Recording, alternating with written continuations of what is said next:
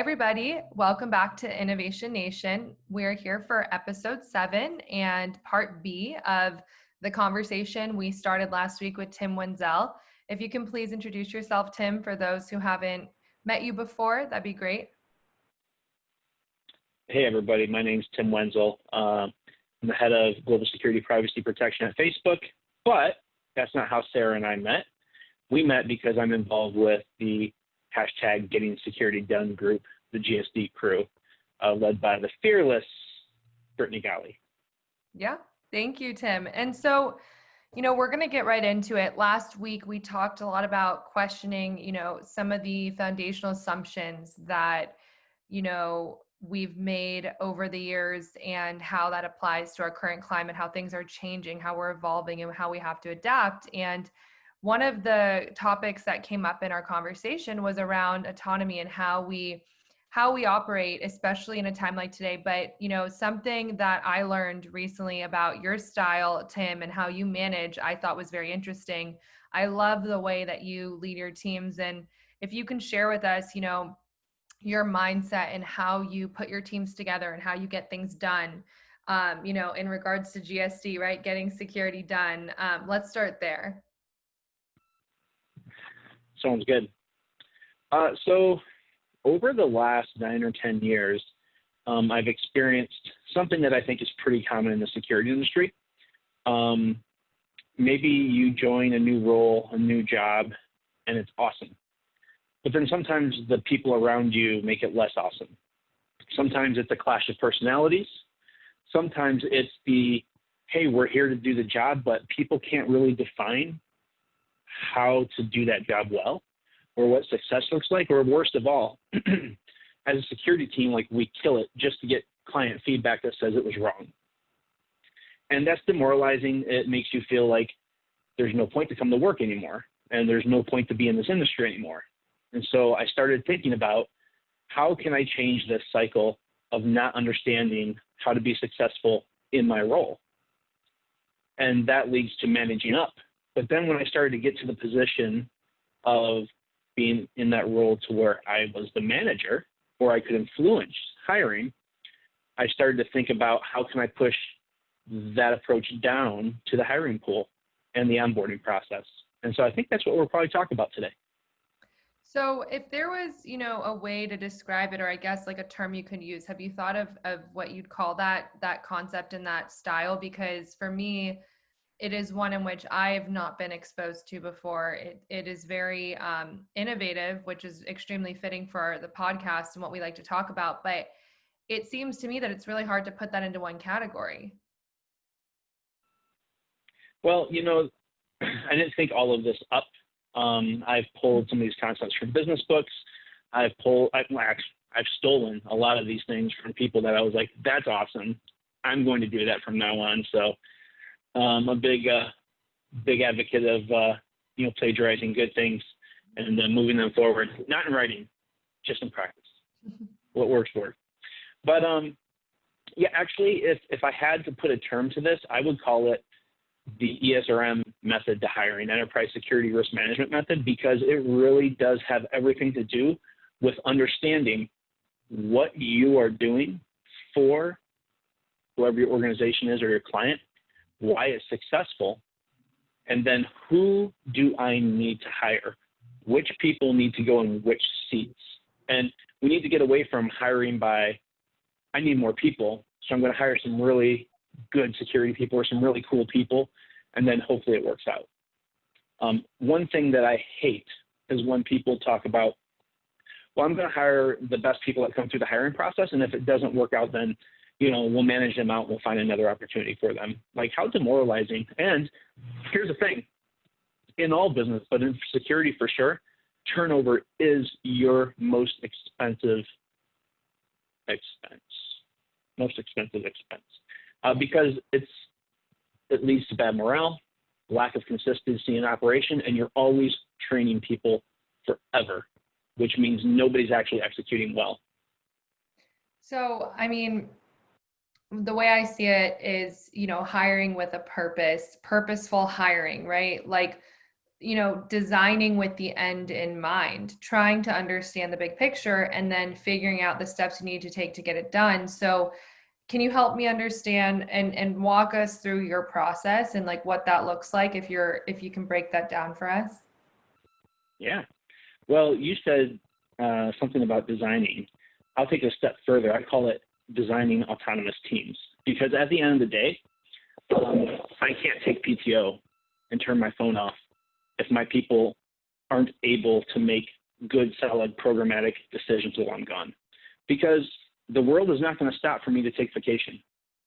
And there's nothing worse than you being the boss that goes out and things fall apart, and then you have to come back and spend weeks cleaning it up, making people feel okay about it, maybe disciplining people. It's just not successful. So the first thing you need to do is design the role that you're going to need. Now, one thing, I stole this from a book called Traction by Gino Wickman. It's a business book. It's about how to create a successful startup. And he talks about having an accountability chart. An accountability chart is listing out all of the things that a business has to do to bring in revenue. Or in the security industry, we would say it would bring in value. And you break down the most critical components and assign a person to them. This is what you're accountable for at the end of the day. So if you had an org chart that had your people on it, and underneath your people was a few set of bullet points that they are accountable to deliver on, how much clarity would that provide to you in your role? And then when you go to hire somebody and you bring them in for the interview, if you put that slide deck up and said, this is what Joe does, this is what Sarah does, this is what Justin does, and here's what you are going to be accountable for. Is this something you're interested in? That's a different interview process altogether. So okay, that's a good point. So you're talking about interview process then. I mean, when it comes to physical security, there's a couple areas I want to explore with you, but I want to start there.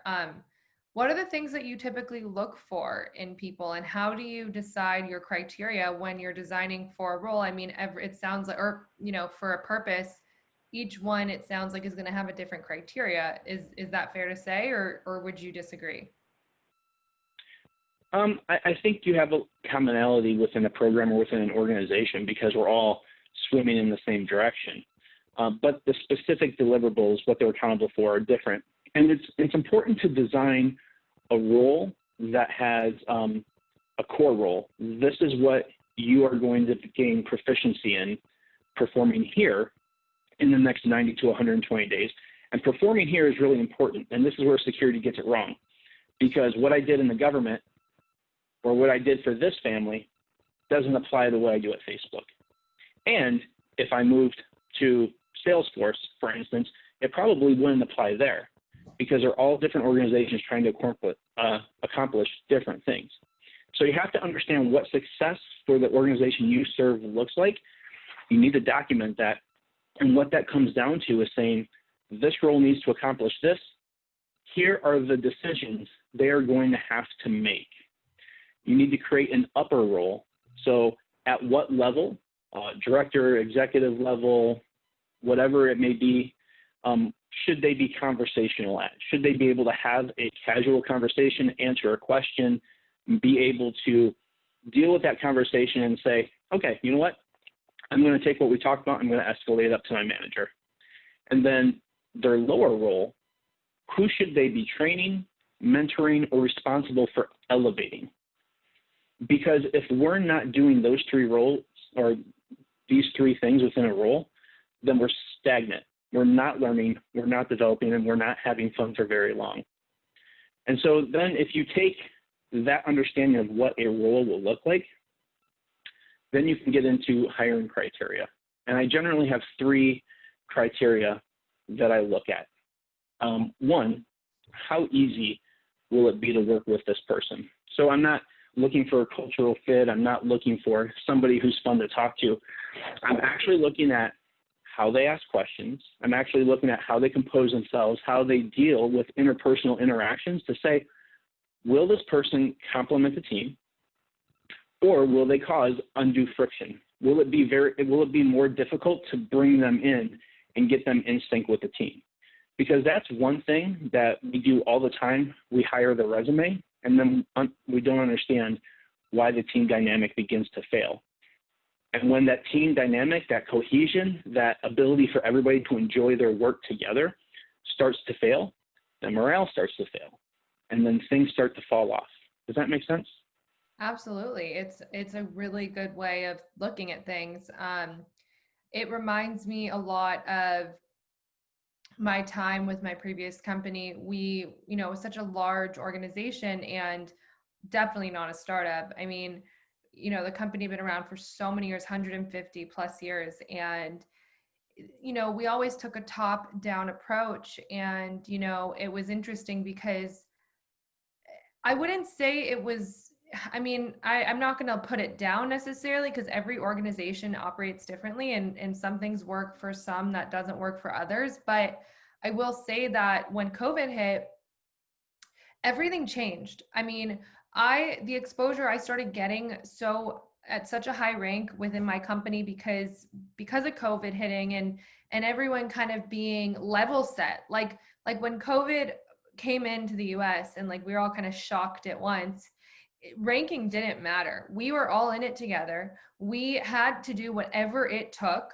to get things done. And whether it was for ourselves internally or externally for a client, I'm telling you, like literally I was on calls with VPs and we were getting on, COVID response teams together. And like, I was talking to guys in North Carolina and it just, none of that initial structure to that company that I was at mattered, right? Everything kind of got pushed aside when it came to hierarchy and we were in it together as a very equal individual contributing person, but part of one big family, right?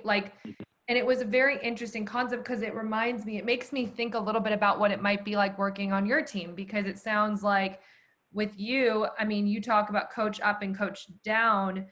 I love that because at my previous company as well, the field information that we're getting directly at the front lines with the end users is very different than what the executives are hearing, right? Completely different perspectives and approaches. Yeah, and you know what? Getting this first thing right, creating a team that is full of positive energy, that really enjoys working together. But most of all, when you continually maintain a positive team dynamic over time, that creates trust between management and the team. It really only takes one bad hire that demoralizes the team for you to lose that trust for a long time. Yeah. Because now they're wondering like, oh, is this really the right person to bring in? And now that we're all separated, having to work kind of independently, you have a team that is self-motivated because of the team. And I think that is crucial because as we're going through hard times and you have kids and now you have to be less available, I will pick up that slack for you because it's about us, because we love working together and achieving our goals together. The second thing that I bring into this, so the first thing, how easy will it be to work with this person, incorporate them into our team environment? The second thing is, do they have different experiences, views, thoughts about security, strategy, life? Where have they applied these things that are different from where I have? And I really think it's important to focus on intellectual diversity, because if you hire people that all went to the same schools, all came from the same companies, all came from the same branch of government, you're going to create an echo chamber. You're going to create people that think the same. They think the same about everybody's ideas, and they have no ideas when things aren't going right because they're like, I don't know, we tried the best ideas that are out there. And so by creating teams on purpose that will question, why are we doing this? This doesn't make sense. I don't think this is the best way. Now, as a manager, you have to be the type of person that's going to listen to that with an open mind and say, okay, why is this not the best way to do it? And this is where you have to be a mature manager. And I'm not saying mature like you have tons of years or you have the best ideas. I think actually a mature manager is just one that is secure enough to be able to be questioned on a regular basis, as long as it's constructive, and knows that they do not probably have the best answers. That's why you hire a team. So when you think about, I guess I want to ask a question around the current climate right now. And before we get into part three, of your matrix, or your, the decision making and how you make your decisions with hiring. But right now with what's going on and with COVID, and you talk about how a lot of your people are still able to operate and get what they need to get done, and pull the slack, and if there's slack, we help each other out, right? And because we like working together and we like bringing results and we like performing, well, I have to ask, I mean, what's that been like with everything being virtual now? Well, it's been less difficult than it would be if we didn't have two things. One, people that generally like to work together anyway. So getting the team together for a meeting or a quick chat, or just picking up the phone or sending a message, way easier when people just enjoy getting along, right? Number two, my people already know it's an expectation to question what it is we're doing and to try to find the best result and to audit our processes. And so when it became clear that we weren't going back to the office, we were going to be working remotely, and quite honestly, what is seen as our core business, managing certain types of spaces, since we're not using those spaces anymore, what are we going to do? And so I asked that question that we talked about in part one last week. What foundational assumptions are no longer true? What have we designed an entire program around that we're not doing anymore, may never do it again, but for sure not doing it for the next year, year and a half? Yep. And then the next question is the most important. What's the new? What should we be doing? Who should we be talking to? And if you develop a team who have been trained to question, have been trained to think from different angles, and say it's okay to send that feedback around the team, you have people that are like, I'm going to go figure this out. I'm really going to go ask questions. I'm going to bring back options, because we're in it together. It's not just like, oh, Tim, you have to figure it out. We all know that we still have an organization to serve. We all know that the company is still doing business. We just have to figure out what our new role is to support them. Does that answer your question? It does. And it ties back very well into our first conversation about foundational assumptions, because everything is changing right in front of our eyes. And then can you share with us like the rest of your, how you make your decisions and how you, vet, I guess you could say, for lack of better terms, when you are putting your team together? Yep. So if you're going to create a team that likes to work together with a positive energy, you're going to get people that have different perspectives and different personalities and different views on how things have been done in the past and should be done here. Then you have to have the trifecta. So you have the ability to create a super type A team that just questions everything and doesn't do anything. So now you have to find a person and you say, is this person able to learn this role, this job in this environment right now? Because just because I believe that we're all in a competency trap. If we look at a resume and be like, oh, he's totally done this at 3 other companies, he can do it really well here. We see over and over again that's not true, because what I've done before actually can't predict what I will do well in the future if I can't mentally pivot. And so what we have to do is, what is your appetite to learn? Are you able to download massive amounts of information about what we are doing here, what we've learned in the past, why we're doing this? Download it in a week, think about it, and then next week start applying it. And in a month, becoming a foundational SME, subject matter expert, in that information, how we do your role at this company in these environments. And there's lots of people, most people can learn. Many do not want to. And here's the thing. If you're going to be in tech, or if you're going to be at any agile company, you are always learning new things, because the company is always pivoting to what the market is doing, to what the next opportunity is, to the next regulatory challenge. Every year, I laugh at my team and I say, okay, here's the plan for next year. And we'll be derailed in February. We'll be doing something different, because that's how it goes.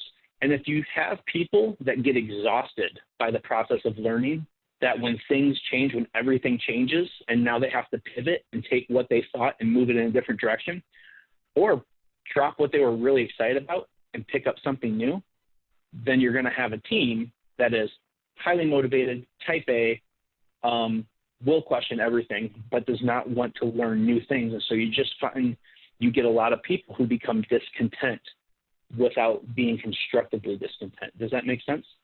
Yeah, of course. And so it's obvious though that like not everybody is going to fit those parameters, right? There are a lot of people in this world that, you know, don't want to change or have to change what, you know, when we're confronted with, you know, different, you know, I guess pandemics is a good example, or just when things happen, right? When business evolves, when the market needs shift, you know, I mean, what we thought was once going to be the best technology ever could become the least best, right? Or could, you know, I think a lot of from our, you know, security world, there's so much out there that we used to use that would help us secure our physical spaces, but we don't really have spaces right now to physically secure at this moment, right? So I'll let you, maybe you have some thoughts to add to that. Well, and so I would add, we've been talking about taking people and bringing them into a specific environment and making them successful there. Every job role is a specific environment. So when you look at these hiring criteria for a role with my team, somebody may be like, that's too new, that's too exhausting, that's too high paced, I can't do it.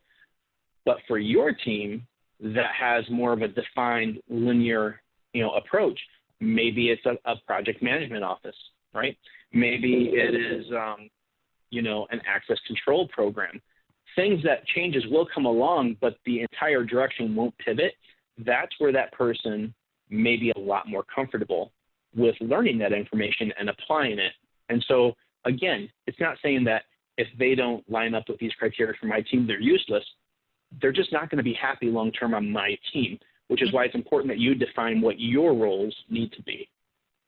Absolutely. And if there's any advice, like let's say in a hypothetical situation, there was someone that was interviewing with you. I mean, what would your advice be for that candidate? Well, if you're going to come interview for me, you're going to meet lots of people and you're going to have a lot of casual conversation, and you are probably going to realize that the stuff you talk about will turn into a 5 to 10 minute presentation at the end. Without even realizing it, right? If you say you're good at things and you love things, then you should be able to talk about it. I agree. I love that. It's tactical. And that's the whole point of what we do, especially in our area of the business. I mean, we have to be able to think on our feet and respond quick and be innovative in the moment, right? And make the changes we need to adjust with whatever is going on. We can't predict threats from occurring, right? We just have to be ready. But we can assess for how people think and process information to see how well they're going to fit into an environment or a role. Yeah. And just because you don't fit into my role doesn't mean I might not call somebody else I know is hiring to say, you should take a look at this person. I think it would really fit into your team. Yeah. But let me talk about 6 months to autonomy, because I believe that after 6 months, somebody should be generally autonomous, able to make decisions within their scope without you being present. So what we do after we hire somebody is I break out their first 90 days into a 12-week schedule. Week 1 is get all of the admin and logistics out of the way. They meet people. We don't really talk about business. They just need to get their corporate stuff set apart. They need to start learning about internal tools and how we document things, and just get themselves organized so that as they begin to learn, they can apply it correctly and build their future in role. And then I end that week with a 90-minute presentation on team dynamics and expectations. And so the entire team comes together for 90 minutes, and we sit down, and I go over a highlight reel. This is what we expect with inter-team dynamics. This is where I tell them that it's expected that they will question what we do. and they will provide a diverse perspective. And we're expecting everybody, whenever I bring up anything new, like, hey, I think we should do this. Why do you think that's a good idea, Tim? Like, help us understand. Because you're helping me think through these things, and you may have a better idea that you can add to it during that process, and be like, awesome, we just made an idea better. Next thing I do, the back end of that, is the history of our program and lessons learned. It's basically a highlight reel of all of our fails. And I do this for a couple of reasons. Here's the history of our program, all the lessons learned from all the things we did wrong. One, it's hilarious. Two, the entire team can be like, yeah, I remember that one because it was terrible, and here's why. But here's the lesson we learned. And three, it shows that person that we don't take ourselves very seriously, but we are serious about learning lessons.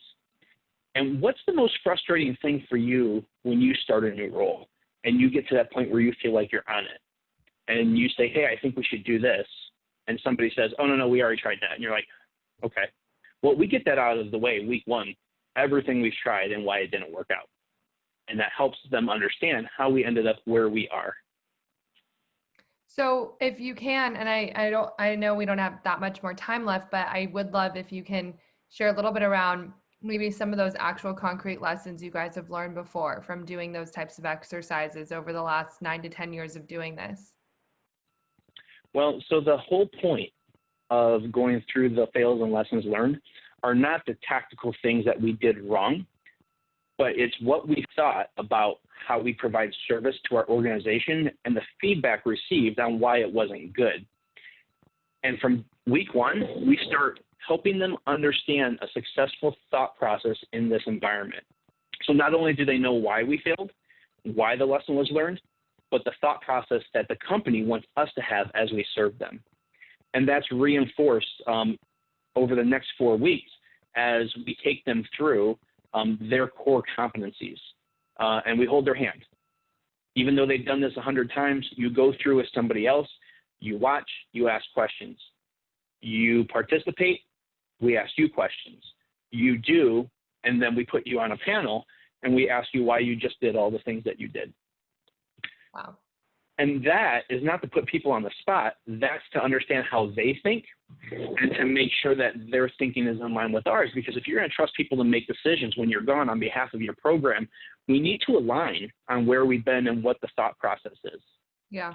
And then at the end of this 4 weeks, I do a 90-minute presentation on our departmental goals and our roadmap and why we need you on the team, where you fit in to the goals and the roadmap, and why we couldn't be successful without you.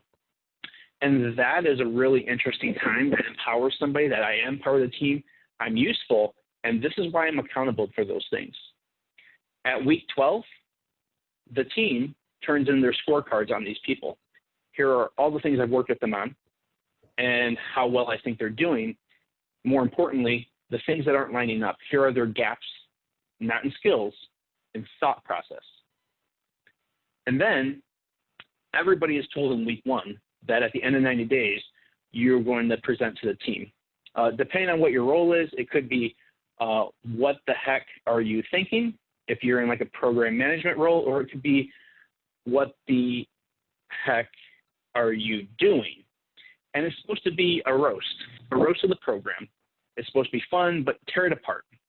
Everything that doesn't make sense to you, everything you think we could do better, and lay it on the line.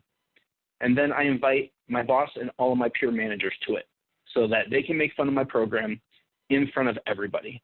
And the reason for that is, one, it reinforces conversations I've had with all of them about where we need to go. Two, it shows the new people on my team that I don't hide anything from my boss. And if my boss asks them a question, there's no, ooh, this is the communications protocol. I am honest. You should be honest. Nothing is hidden. We can't be successful if we're hiding things. And then based on what we find out in that presentation, based on the scorecards, I create another 90-day plan, and I have my 90-day one-on-one with them to where I present what I believe their track to autonomy in the next 3 months looks like. We discuss it. We agree on what the milestones are going to be. And then I start to invite the employee or whoever they report to, starts to invite them to accompany me to meetings in which I'm either going to be making decisions on behalf of the program or working with other people and really collaborating to create solutions that fit our program in or change directions on current initiatives. That way, as they're working through their final 90 days to autonomy, they get to witness decision making and the whole thought process of how we negotiate for resources directly from their manager. And by the end of that 6 months, everybody is basically autonomous. Wow. They know how decisions should be made and when they can't make that decision and who to escalate it to. Does that make sense?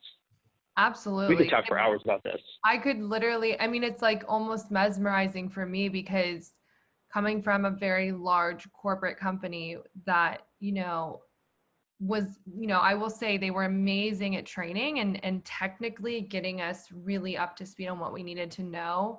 But it's just so interesting the way that you built this program because it really, I think from my perspective, tees someone up to success. I mean, it really gets your team prepared not only for the autonomy, but to be successful. And that is how you end up having long-term employees. I mean, it makes people want to show up to work. And you said it yourself, turnover is one of the most expensive things for a company to spend their money on. And it is. If you look at the statistics out there, just training an employee and then, whether that includes travel or, resources or, there's teams that are dedicated to that and there's collateral and all these things you have to invest in just the training. And then someone leaves in 6 months.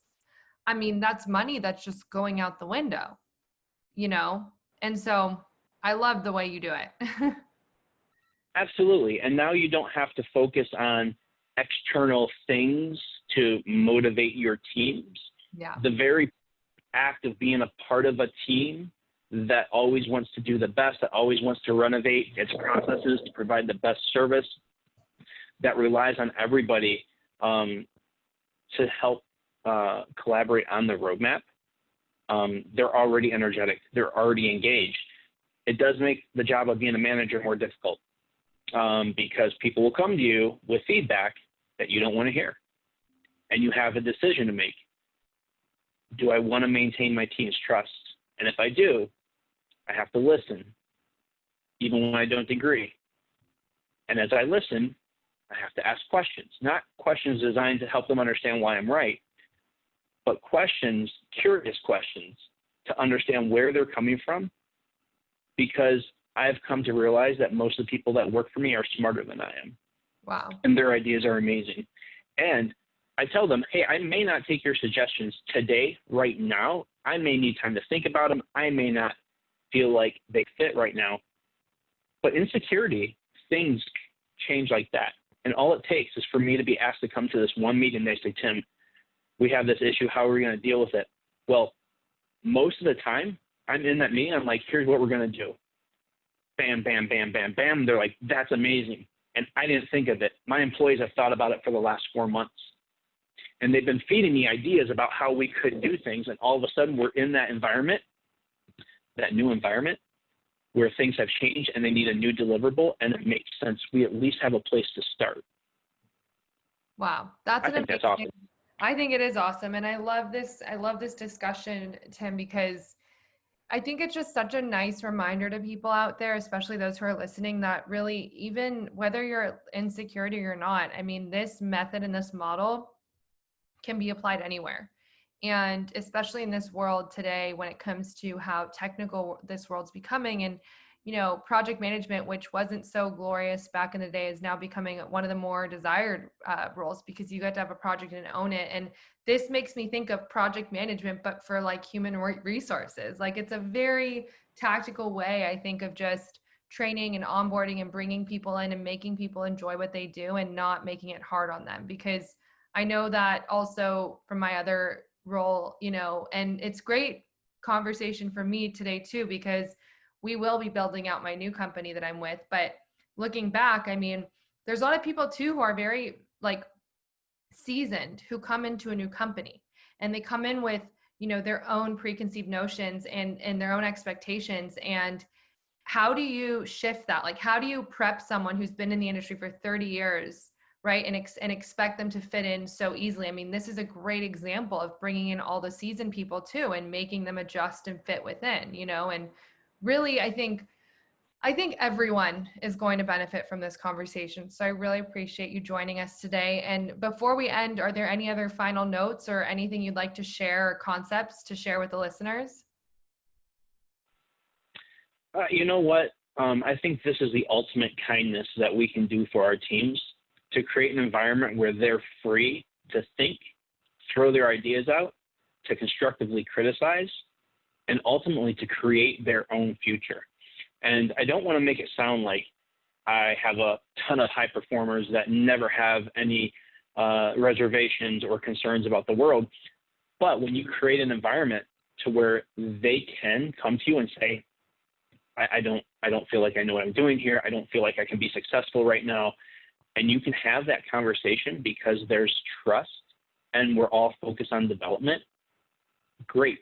We don't have to wait until a project fails. I know that they need assistance right now, and I can go allocate those resources and help them. But I would like to call the audience's attention to one more thing. Hashtag the kindness games. A fellow GSD crew mate of mine, Lee Otten, is an exemplary human being. He is everybody's favorite Australian who lives in New Mexico. And that's a joke. If you don't know, go look it up. But he is the most encouraging person I know. I just watch him with a positive attitude. I feel like I have the same positive attitude, but I cannot compete with how he reaches out to people in need and helps them. And I was watching this a couple of weeks ago, and I said, what if everybody did this? Like the Hunger Games. Like, what if we just like chase down people who are in distress, but instead of killing them, we lifted them up for what they can provide to the world, for the beauty they bring to the world. What if we showered this world that's in turmoil right now with kindness, instead of focusing on all the negativity that's in our news and politics and racial tensions? That's how we can change this conversation. That's how we can start to change. And so the kindness games is a challenge. It's a competition to one-up each other with kind acts. So if for 30 days you can call out 30 people or 30 ideas for kindness, that would be awesome. We're doing videos on LinkedIn. It can also be done on Facebook or whatever your choice is. But if you can't do 30 and 30, try 30 and 60 or 30 and 90, because together we should create a pandemic of kindness. It's the force multiplier, right? I mean, and I owe you a video too. I'm gonna be working on mine this weekend, and I've already nominated. I've already passed the baton, you know, and I'm excited because I just think it's so important right now. And I just appreciate everything you've brought to this podcast, Tim, and everything you've brought to the listeners. I think that, you know, these are true, good, really strong and meaningful foundational truths that we need to hear and we need to learn from. So I just want to thank you again. And for those of you who'd like to meet Tim, please reach out to him on LinkedIn. And I will also put his information in this post so you guys can find him. And then also, if anybody out there wants to contribute, please let us know. But you know, we're very excited and thankful that you came on with us again today, Tim, and I'm really excited for everybody to hear this. And I love that you're focusing on innovation right now during this time. So hopefully this is not the last time you and I talk. I think we kind of get along. No, absolutely. Thank you so much, Tim, and I hope you have a great weekend. All right, bye-bye.